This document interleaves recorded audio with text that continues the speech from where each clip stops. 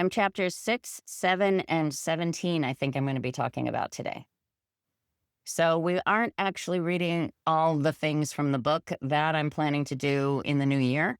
But for now, I wanted to give you all a taste of some things that I've learned that might help you through this lovely sugar season and might help you, encourage you to spend a little bit more time with my book. So let me go ahead and get started. Why your body can't tell the difference between a tiger and a Tuesday. Your brain has left the building. Welcome to session 3. If you could, drop in the chat thread if this is your first time or if you're returning. If you've missed sessions 1 or 2, replays are available. But here's the thing, you can jump in anywhere because every single session is going to hit you with something that you've never heard before. This book is full of epiphanies, things that I've recognized that have been really, really helpful for me. Not the same recycled advice you've heard 1,000 times. Not eat less, move more. Not just have more willpower. Not find your why and the how will follow. This is the stuff nobody told you. Like your food patterns aren't a character flaw. They're 4 biological systems that got hijacked. That was session 1. Like, you don't turn to food because you're weak. You turn to food because you're in alarmed aloneness, activated and alone with it. That was session 2. Got a lot of responses from the alarmed aloneness process.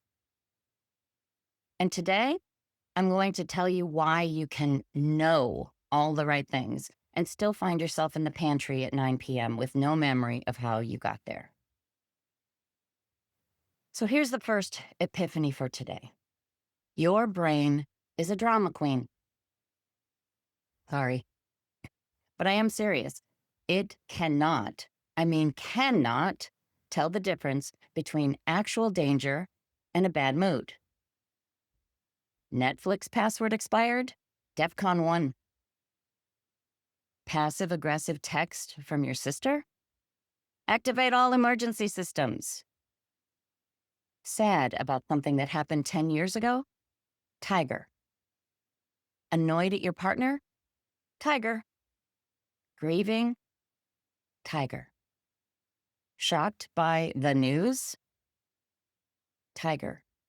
Running late? Tiger. Your magnificent brain treats all of it exactly the same way, as if you're about to be eaten. And that is why you can't think your way out of a craving. So let's get into it. Quick show of hands in the chat, or just drop an emoji. If your brain treated something today like an emergency that definitely wasn't one, and today is pretty early. Did your brain treat something today like an emergency that definitely wasn't one?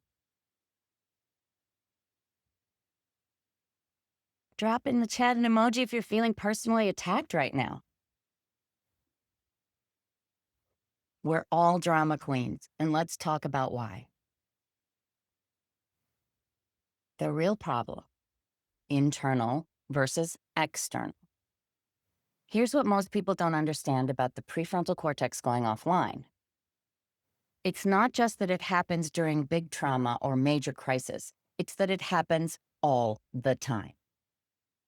Every time you feel upset, annoyed, frantic, sad, grieving, shocked, worried, frustrated, overwhelmed, even excited or overstimulated, your vagus nerve picks up those physical signals and sends one message. Threat detected, tiger incoming.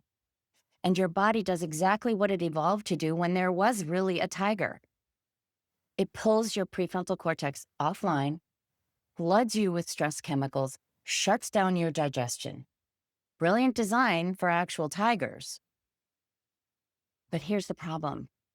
Your body cannot tell the difference between an external threat, an actual tiger, and an internal threat, an emotion, a worry, a memory, a fear, God bless us right now. We have tons of memories flooding.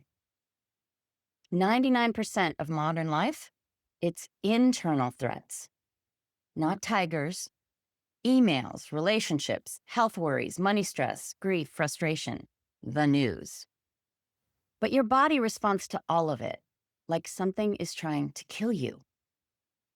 When that happens, you lose access to your executive function, the part that processes next steps, evaluates what's true versus what you're assuming, accesses your coping strategies, does a body scan to figure out what you really need. That's what your prefrontal cortex does, the executive function.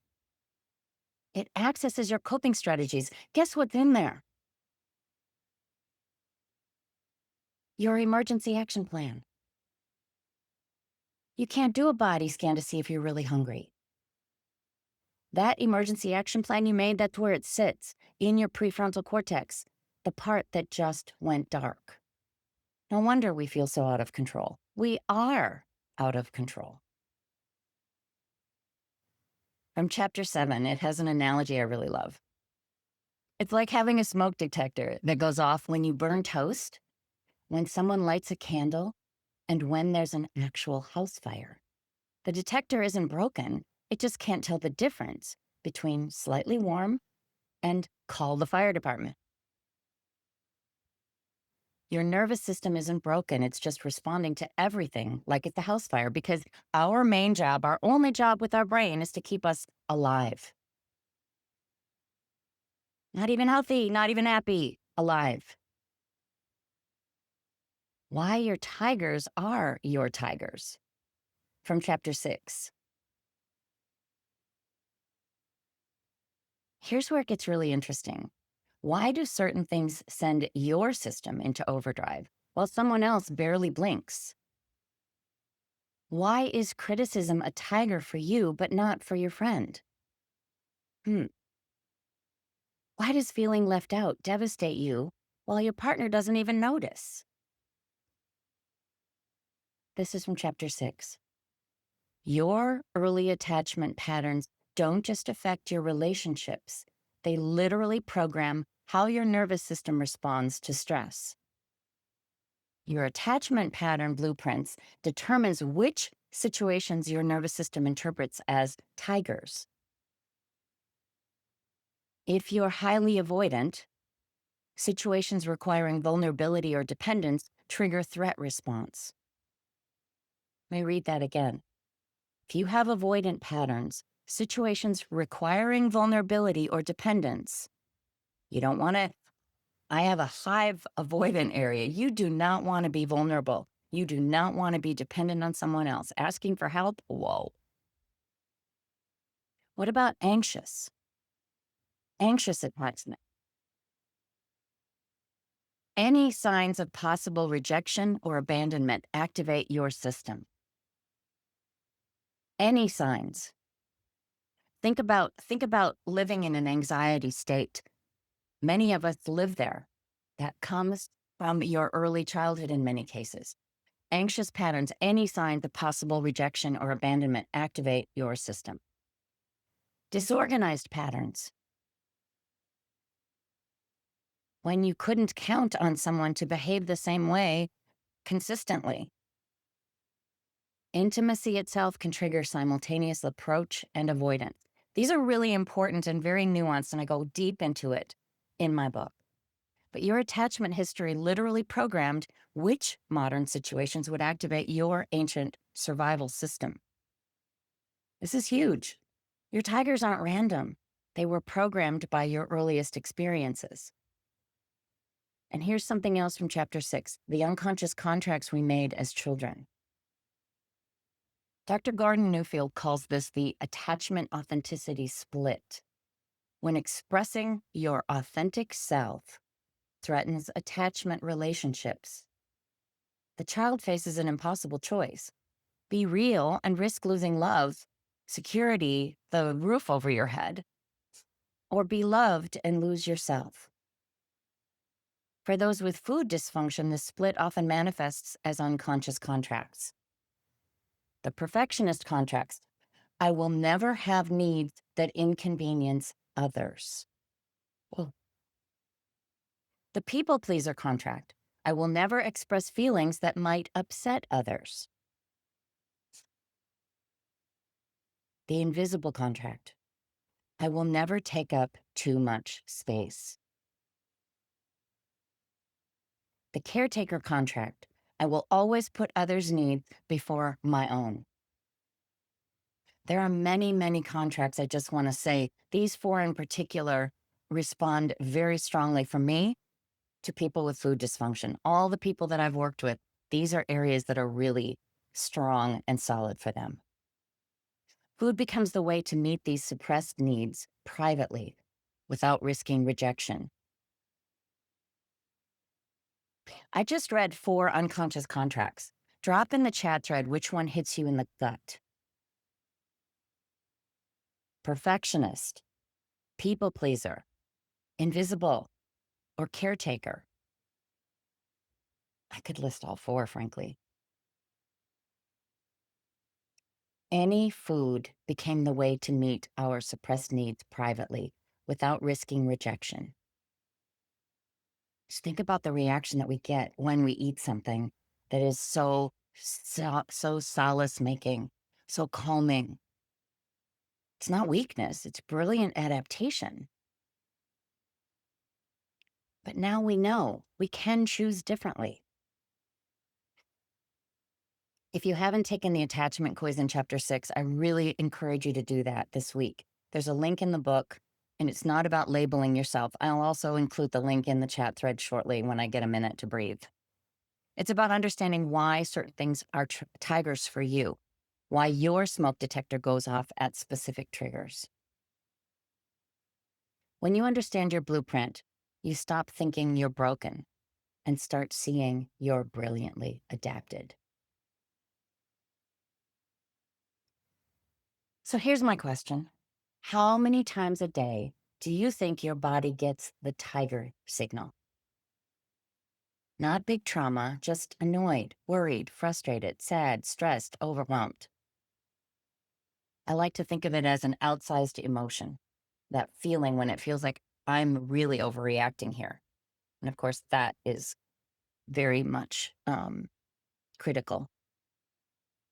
Drop a number in the chat of how many times you think that happens to you in a day.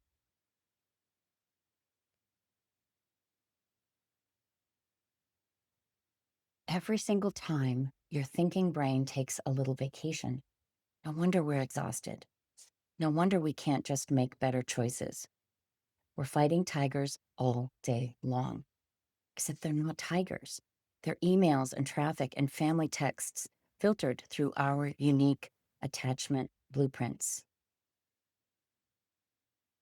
Bear with me, stay with me here because I've got some solutions. Let me tell you what this looks like in real life for me. A while ago, I was driving home from the orthopedic specialist. They'd just told me I need PT. My knee hurt. Internal threat. Worry about my body, my future, my ability to run ever again. Tiger scent signal. And I had this incredible urge to pull into the Safeway and not for broccoli. Now, 15 years of doing this work. But my vagus nerve doesn't care about my credentials. It picked up the signals, worry, grief, exhaustion, and sent the message, tiger. Here's what was actually happening. Mom's celebration of life was 4 days earlier. I was grieving. I was tired. And now concerning health news. I went from running to needing a cane. Multiple internal threats, multiple tiger signals, prefrontal cortex on vacation. The difference wasn't that I didn't feel the pull. The difference was I'd built enough practice to catch what was happening. Oh, my body thinks there's a tiger. There's no tiger. I'm just sad and scared and tired. And of course, we know that feeling, that shock of pulling into the Safeway. We know that feeling of walking up to the pantry, watching ourselves do something we don't feel normal about anymore. That moment of recognition, that's what brought my thinking brain back online just enough to not autopilot into the store. And here's what I want you to understand. When you start doing this work, the noise starts to turn down. All that cacophony, the constant tiger signals, the outsized reactions, the feeling that everything is an emergency, it gets quieter. Not because life gets easier, but because you start catching those moments and asking simple questions. Wait a minute, is this really true? Can there be another way to look at this? Is it possible my initial reaction is wrong? Those outsized emotions, they become opportunities instead of emergencies. Opportunities to pause and get curious instead of reactive. That's what we're building here, not perfection, recognition and resonance. And over time, the noise turns down. Anybody that tells you this is going to be solved or switched or done is wrong. But I would much rather have this issue, much rather have this than some of the other types of dysfunction that are out there. Think about a recent time you went to food when you weren't hungry. You don't have to share the details, but knowing what you know now, can you see what internal threat might have triggered your system? Grief, worry, frustration, exhaustion, loneliness, overwhelm? Drop one word in the chat, the internal threat that might have been happening. Let me take just a minute to check out the chat thread. I haven't seen it. Ah, we got a few. Yeah, yeah, yeah. I just want to honor these things are real and they happen all the time. That doesn't mean that we have to use the thing we've used before to continue forward. We can find other solutions. Just bear with me some more here. The messy middle from chapter 17. Here's the thing about this work. It's not linear and it's not pretty. It takes courage and vulnerability. This is from chapter 17, the messy middle. And it's called that for a reason. The mess isn't something to be transcended or overcome. The mess is where the actual transformation happens. The deepest changes happen in the mess. When you're triggered and choose curiosity anyway. When you fall back into old patterns and respond with self-compassion instead of self-condemnation. Oh, take a deep breath. When you're triggered and choose curiosity, that's the work. When you catch yourself mid-spiral and say, oh, my body thinks there's a tiger, that's the work. Even when you don't catch it in time, noticing afterward is still building the muscle. So if your body is sending tiger signals all day long and your thinking brain keeps going offline, what actually helps? Two things I've found, and you might have your own, the more you think about it and the more you work on it. The first thing for me, you build resources before you need them. That's why the self-care industry is billions of dollars. Instead of relying on in-the-moment strategies, this one is free. Instead of relying on the in-the-moment strategies that may not be available when parts are triggered, front-load joy builds resources before they're needed and is free. Fill your internal energy battery extra high each morning, knowing that SWCC, the stuff we can't control, will drain it throughout the day. Create embodied resources that your system can access even when executive function is compromised. So think of your nervous system like a phone battery. Internal threats drain it all day. By 4 p.m., most of us are at 12%. Front loading is starting your day at 150%. Movement, music, something that fills you up before the tigers start coming.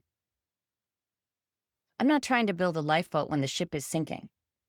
I build it on Tuesday. I built it already. Okay, I'm going to swear. And I just want to say that one of the many ways that we can provide resonance for ourselves is swearing. And I understand socially that it can be really uncomfortable. And I'm apologizing if you want to mute for a minute. But I'm basically going to talk about the oh shit protocol. The second way that you can process something, you don't have to swear to do this. You need caveman level tools when your brain has left the building. So here's the oh shit protocol. 4 steps. And I'll make sure you get all 4 of these. Number 1, name it out loud. Oh shit works. Or my body thinks there's a tiger. Naming activates the thinking brain. It actually sends a signal from the amygdala back and courses through and opens up the prefrontal cortex again. Number 2, touch something, your chest, the wall, a counter. Physical sensation interrupts the spiral. Number 3, one word. What's the internal threat? Sit for a minute, recognize what's actually going on. There's probably more than one thing, but you can identify at least one. Sad, mad, scared, tired, worried. And number 4, the smallest possible kind thing. Not a solution, just water, breathe, step outside, sit down. Now, that's it. 4 things your brain can do even when it's mostly offline. I would put these on a sticky note and put them in multiple places, especially where I think I might get triggered and reaching for something that I don't want to do anymore. Put a sticky note on the kitchen cupboard.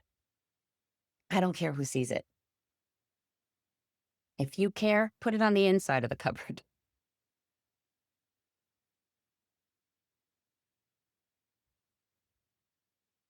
How are you feeling right now? Right now in this moment, I want to know how you're feeling right now. If you're feeling overwhelmed or exhausted, I would love to hear how this is hitting you. Do you feel like there might be some hope? Does it feel like the possibilities exist for something to, I don't know, open up? Drop something in the chat thread for me.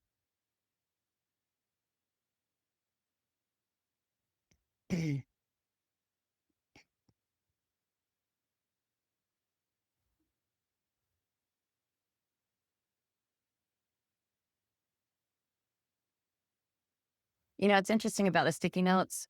The sticky notes actually require that we look at them and we as humans read these things, and it pulls us out immediately. That also draws you right into your prefrontal cortex again. The whole thing you're trying to do, as simply as possible, is pull yourself out of that trigger space. And the beautiful part about all the work that you have done, the many, many days, weeks, months you've been working on your own food plan and healing, eating only healthy, nutritious, and delicious fruits and vegetables, creating an environment that heals your system.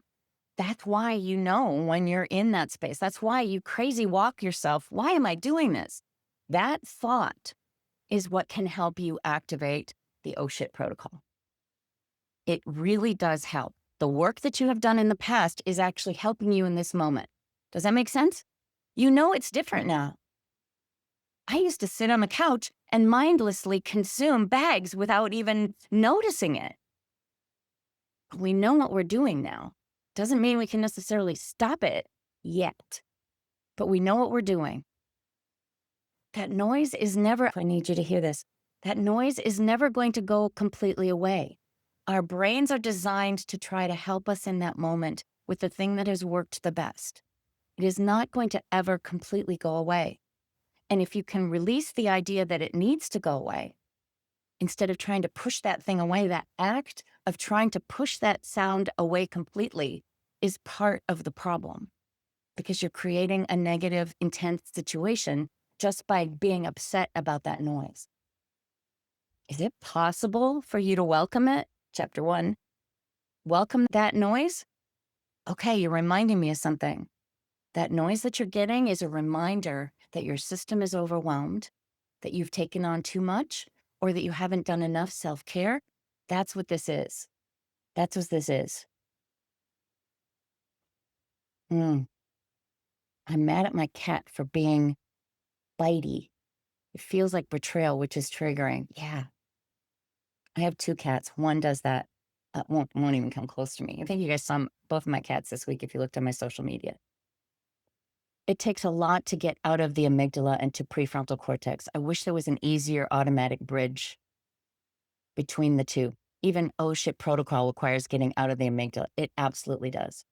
When you are aware, though, that awareness is actually starting you on that journey. Just the awareness. And that's because you've done so much work already. Does that make sense? I hope it does.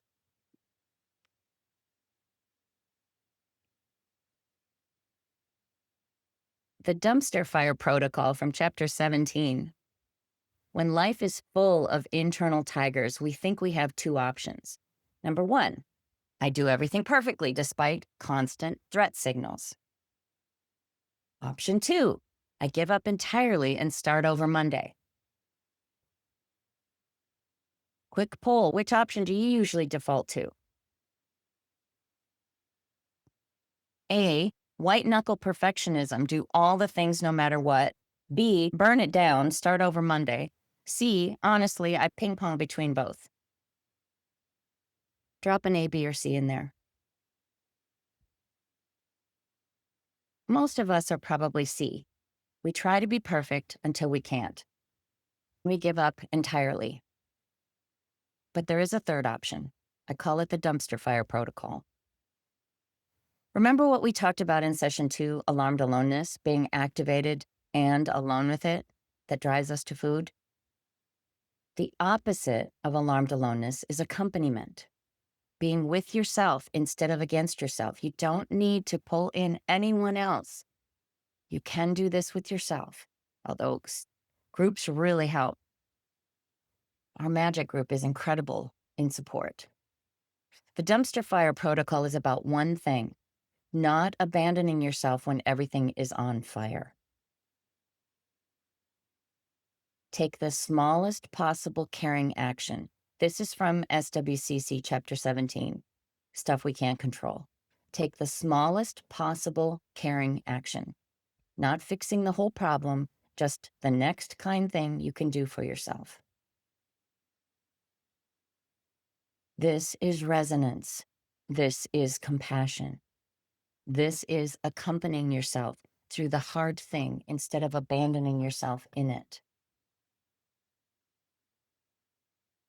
Dumpster fire morning routine. Maybe it's 2 minutes instead of 45. Maybe it's just saying out loud, this is hard. I'm still here with you. I'm not leaving. Maybe you have to adjust and do a dumpster fire food plan. I'll do the best that I can and be kind to myself about the rest. This isn't failure.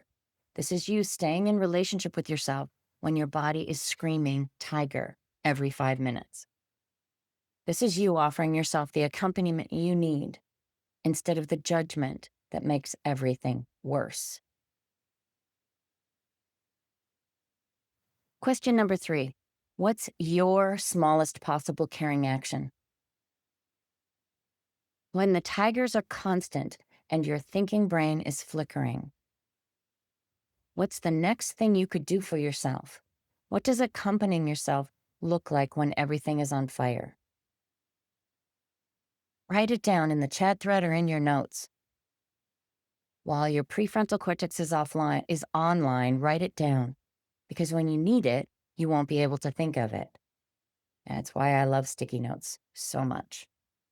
These tiny things, water, one breath, just one breath. A lot of people in my community use straw breathing. That's inhale quickly, exhale slowly. Just one straw breath creates a calming space. It creates a situation where your heart rate variability is expanded to its capacity. And it tells the brain, Everything is fundamentally well. Your vagus nerve is alerted. All is well. Just one straw breath lowers your blood pressure. It's an amazing thing. These are how you stay with yourself when your brain has left the building. This is resonance in action.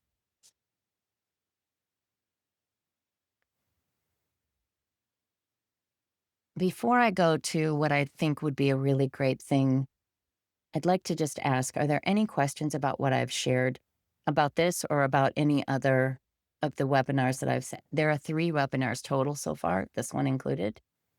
And I'm curious if anyone has any questions. Anything coming up for you that you might be able to share with me? A lot. Perfectionism, people pleaser, and caretaker for me, but I don't have recollections of childhood experiences that could trigger these. It's an interesting question when you consider what's actually going on in your childhood. I felt like for many, many, many, many years, I felt like I had an idyllic childhood. I had 2 parents who cared about me. I had enough food on the table, even when mom was struggling financially. She always made sure we had things to eat. But when we start to dive into things about our childhood, was there someone special in your world that you could go to? Was there someone special that you could tell if something happened to you? I had a situation when I was 5 years old. First day of school, first day of kindergarten. I had on this dress that I just loved. It flowed out from like here. It was one of those dresses where it just, you circle, it was like a big circle. And I could twirl. And of course, with my dancing father, I loved to twirl. And I was twirling on the playground. And a little boy ran up to me and called me a whale. Ugh. I didn't tell anyone that. You might not tell people things like that because it feels shameful. You might not tell people that because you don't want to hurt their feelings, because you don't want to make it harder for them. My mother had 4 kids in 5 years. She was constantly looking like she was ready to pull her hair out and scream. I didn't want to add to her burden. So even if my world felt loving and supportive, I did not get what I needed. I needed to be able to share that with someone. That's why this still hurts. That's why it is still painful. So even if your world was fine, if you don't share these things, you're not being accompanied. You're all alone, and that's alarmed aloneness. It's extremely important. I'm rushing through a lot of these things in large part because I want to give you the nuggets for thought. I want to help you look into your own lives to think about these things and how they might impact you if you were to look at them differently. My book is rich and deep with a lot of these kinds of things, with a lot of support and a lot of help. But it really does make a difference when we talk about it in group, when we talk about it with each other. Yeah, go ahead, Sharon. You have a question? I do. So at, at some point, do you remember the exact movie? You said, when, tell me about how it gets better, because that's what I'm really, really struggling. Or easier or something. You said it gets better or it gets easier or something, and tell me how that works, because Sure, my sure. experience has not been. Okay, so let's just look at a couple of scenarios. Number one is, no, let's just say that the noise never turns down. Okay, let's just say that we're constantly bombarded with these things. But think about how it is when you go into a concert. It's initially extremely loud, but you get used to that noise. Okay, so that's one way for you to start recognizing, okay, those are noises that are in my life. I don't need to like them, but I can accept that they're there. I can honor that they're there, and I can recognize, okay, all right, this is not going to change, but I can change in my reaction to it. I do not need to turn on the dumpster fire every single time that my sister sends me a passive aggressive text. And by the way, I don't have any sisters, so I don't have that. I have brothers that send different kinds of texts.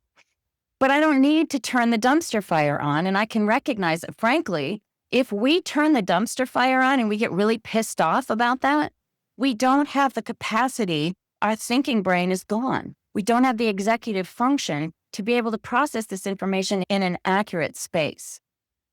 I do believe that when we can parse these things out, it's really hard when it's super noisy. I can agree with you. Think about when you go to a symphony concert and they're tuning up and there's all this chaos going on the stage, and it's really hard until the violin plays a B. And then another one and another one. And that's what I'd like for you to think about when you're talking about all this noise. You can find one violin and listen to it and let it play its beat.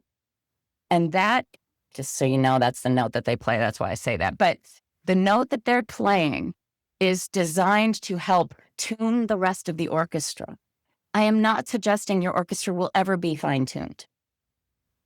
But I do know that when we can start to hone in on a particular thing and say, okay, wait a minute, I get so angry at this. Do I really need to? What can I do about this situation? Can I look at it differently? That's why I like the idea of thinking outside the box. Can I step back for a minute and ask the question, why am I getting so angry? Is it really true that they're doing what they're doing? Is this about me? And what is it that I can do for myself? Because they're going to continue to do what they're going to do. But we do not need to react that way. That's what causes the prefrontal cortex to go offline, to use the scientific jargon. That's what causes that and creates a circumstance where we can't process properly the next step. The next step is already written for us. It's already in there. But we need to change the path. And the way we do that is one bird at a time. When my daughter, Nikki, my sweet daughter, Nikki, had a really, really hard childhood. She had a medical condition and it took us 4 years to figure it out. And there were times when it was just incredibly complicated and incredibly hard for her. And I had been reading this book by Anne Lamott called Bird by Bird. It's a book on writing. But in there, she talked about a circumstance where her father was trying to help her brother write this huge term paper about all these different kinds of birds. All these different kinds of birds. And he was overwhelmed. And that's why this feels overwhelming, because we feel like there's no way I can fix this. But if we focus on one thing and move the needle a little bit, it is going to make a huge difference, not only for turning down the volume and the chaos, but it's also going to empower you, because you're going to feel like you have agency, like you can actually do this thing. The other thing I wanted to mention was it's Christmas time. It's holiday time. Do you guys know A Christmas Vacation, Chevy Chase? You may not, but there's a scene there where his son has been handed this massive ball of Christmas lights and asked to unravel it. Anybody that has taken the time to pull out their Christmas decorations for this year, and recognizes the screw up of somebody that put the lights in without wrapping them properly. Can sit and curse all we want, but the fact is we need to open it up gently, one by one. That's why the threads are on the front of my book. That's why I like the threads that are there, because we need to recognize each and every one of them has created who we are right now. And we can create a different threading. We can shift that.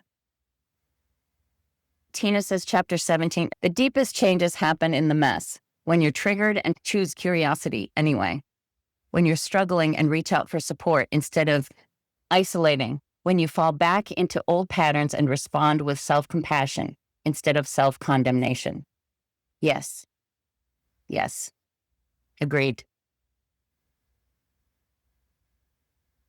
So I just want to give you a couple of things that you could think about this week, aside from all the other things I've already shared with you.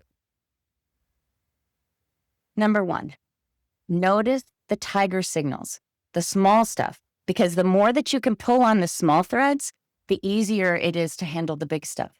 The moments when you're annoyed or frustrated, worried or sad, and your body is responding like you're being chased. Just notice. Oh, tiger signal. Internal threat. Internal threat, not an actual tiger. Number 2, take the attachment quiz. If you haven't already, understanding your blueprint changes oh so much. You'll start to see why certain things are tigers for you. And that awareness alone starts turning down the noise. Let me get the attachment quiz for you. I'll put it in the chat thread here. So, in closing, first of all, can everybody just take a deep breath in and exhale out really slowly?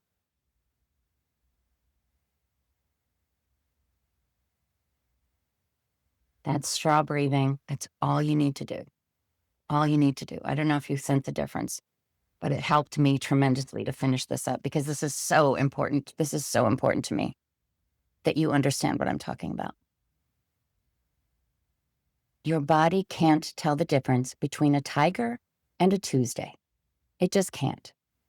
It picks up emotional signals and responds like your life is in danger. This isn't a deep flaw. It's 50,000-year-old software running on modern life, filtered through the attachment blueprint you developed as a child. The goal isn't to stop the tiger signals. You can't. Life is full of internal threats.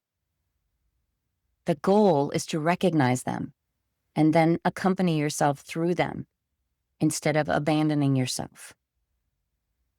Oh, tiger signal, not an actual tiger, just an email. Grief, worry. I'm here with you. We can handle this. And here's the promise. When you practice this, the noise does start to turn down. Those outsized emotions, the ones that used to send you straight to the pantry, they become something different. They become invitations to pause and ask, wait, is this really true? Is there another way to see this? Is it possible my first reaction is off? A big one. Have I handled my normal self-care lately, or has that slipped away? When we can ask these questions, the cacophony quiets. Not overnight, but over time. With practice, the volume comes down. You stop living in constant emergency mode. You start catching yourself before the spiral. That recognition and resonance is what brings your thinking brain back, just enough to choose instead of react. So, a reminder about session 1, your food patterns aren't about willpower, they're about biology. 4 systems working together. Session 2, alarmed aloneness drives us to food. Resonance, being with yourself, is the antidote. In session 3, your body can't tell internal threats from external ones. Recognition and accompaniment turn down the noise. If you missed any sessions, the replays are available. Each one builds on the others. You're building that muscle, messy moment by messy moment. And every time you notice a tiger signal, even after the fact, you're turning down the noise a little more. Don't forget to take the attachment quiz. Highly recommend it. I'll put it in the link. Oh, let's see, you have a question? I just wanted to ask, because you didn't finish the thought. He had a I didn't finish a bot?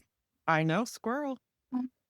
He had a large term paper about lots and lots of different birds, and his dad was helping him. Yep. His dad was And helping him and said, bird by bird, thank you. bird by bird. It's a phrase Nikki and I use a lot to remind ourselves, one step at a time, one moment at a time. I don't need to fix everything right now. I just need to do the next best right thing for me. Bird by bird. Thanklets. Mm-hmm. Anything else for the good of the order before we head out for a fabulous Sunday? I know it's snowing in a lot of places. We're having some sort of a thing called an atmospheric river up here in the Pacific Northwest. Atmospheric river? What? Never even heard of such a thing, but apparently another river's coming through. I can just imagine in my head, my cartoon brain. Pacific Northwest, we actually don't get much rain. We actually get more mist, which is beautiful and perfect. I don't know if you've ever tried to take care of a fern indoors. You need a lot of mist. A lot of mist. And that's what we get here, and that's why we have so much green. Someone asked, is this the last one? No. Oh gosh, no. Every next two Sundays. Yes, next two Sundays. My hope is to help you through the sugar season. And frankly, my book is chock full. There's probably way, way more that I could be talking about, which I frankly will be. I'm planning something for next year, but in the meantime, I wanted you to get a dose and a taste of the myriad ways that we can help ourselves turn down the noise. Anything else before we head out for our day? Can I remind you again to just take a minute, take a breath. That's all you need to start and change direction. You can turn down this noise. I know you can. Have a wonderful day, everyone.